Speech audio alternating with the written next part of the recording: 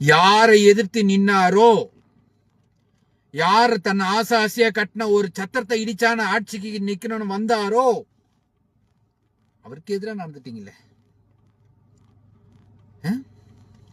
விஜயகாந்துக்கு பண்ண துரோகத்தை நாங்களே மறக்கல. கேவலம் ராஜ்யசபா சீட்டுக்காகவும் பணத்துக்காகவும் அந்த கட்சியே திரும்பி அடமானம் வச்சுட்டீங்களே பிரேமலதா. இதெல்லாம் உங்களுக்கு மனசாட்சி இருக்கா? உங்களுக்கு எப்படி இருக்கும்? இருந்தா எப்படி எடுத்துமே அங்க வைப்பீங்க?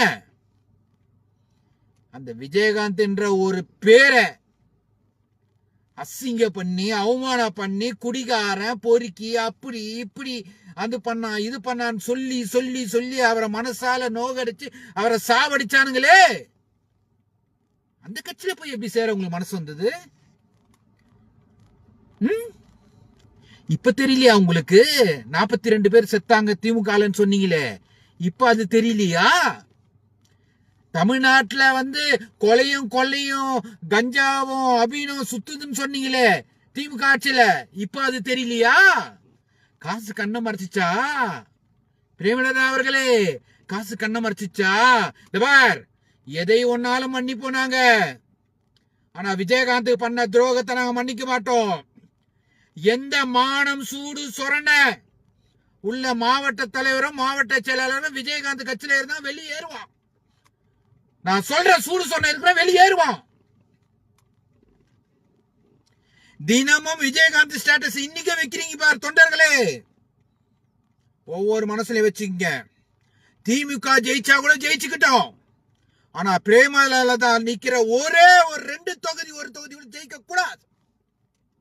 இதுதான் நீங்க உண்மையா விஜயகாந்துக்கு காட்டுற அன்பு பாசம். ஒரு பேச்சாளர், திமுக இருக்க பேச்சாளர் என்ன சொன்னா, அவெல்லாம் விஜயகாந்த் பொண்டாட்டியா? ரொம்ப வாய் கூசுது எனக்கு அந்த வார்த்தையெல்லாம் சொல்ல. அசிங்கமா இல்ல பிரேமலதா? உங்களுக்கு அசிங்கமா இல்ல?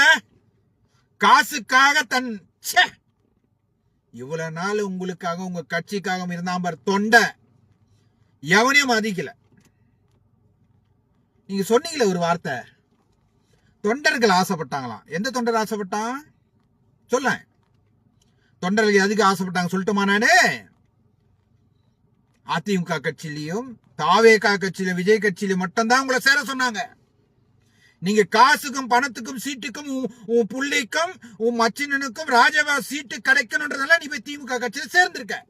இதான உண்மை, உலகத்துக்கே தெரியும். கேவலம் கேவலம் கேவலம். சீ, எவ்வளவு ஒரு ஒரு ஒரு நல்ல மனுஷன். எங்களுக்கெல்லாம் சோறு போட்டவையா விஜயகாந்த். இந்த சினிமால சோறு போட ஆரம்பிச்சு வச்சது அவர்தான். கேவலப்படுத்திட்டீங்களே. கேவலம் பணத்துக்காகவும் சீட்டுக்காகவும். எவ்வளவுலாம் அவர் அசிங்கம் பண்ணானுங்க, எவ்வளவு கேவலப்படுத்தினானுங்க. போய் அந்த கட்சியில சேர்ந்துட்டியே. சி, அந்த உண்மையிலேயே அந்த விஜயகாந்த் அவர்களோட ஆன்மா உன்னை மன்னிக்கவே மன்னிக்காது. இனி நீ அவர் பேரை சொல்ல உன் வாயில அவர் பேரே வரக்கூடாது. மறுபடியும் சொல்றேன், எந்த மானம் உள்ள சூடு சொரண உள்ள எந்த கட்சி தொண்டனும் விஜயகாந்தோட தொண்டனும் மாடுதல் எவன் வெளியில போயிடு. நீதான் உண்மையான தொண்டை. இல்லனா நீ எல்லாம் தொண்டனே கிடையாது.